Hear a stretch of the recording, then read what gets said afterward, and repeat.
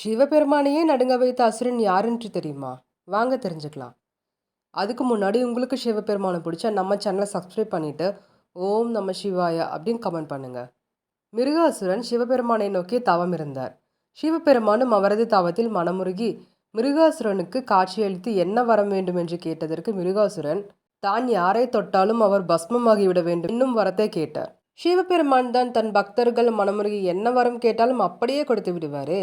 அதனால் இந்த வரத்தையும் கொடுத்தார். ஆனால் மிருகாசுரன் அந்த வரத்தை முதலில் தனக்கு வரம் கொடுத்த சிவபெருமான் மீதே பிரயோகிக்க வந்தார்.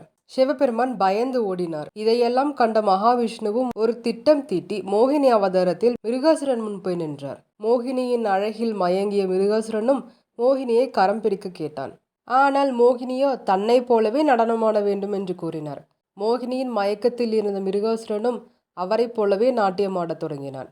ஒரு கட்டத்தில் மோகினி தன் சுண்டு விரலை உச்சந்தலையில் வைக்க மிருகாசுரனும் அதே போலவே செய்தார். அடுத்த நொடி அவன் பஸ்மமானான். அதன் பிறகு சிவபெருமானிடம் இதை பற்றி கூறிய போது சிவபெருமானும் மோகினியை காண வேண்டும் என்று கேட்டதற்கு மகாவிஷ்ணு மீண்டும் மோகினி அவதாரம் எடுத்தார். அப்படி சிவபெருமானுக்கும் மோகினிக்கும் பிறந்த குழந்தைதான் சுவாமி ஐயப்பன். இந்த கதை உங்களுக்கு பிடிச்சா மறக்காம லைக் பண்ணுங்க. தேங்க்யூ.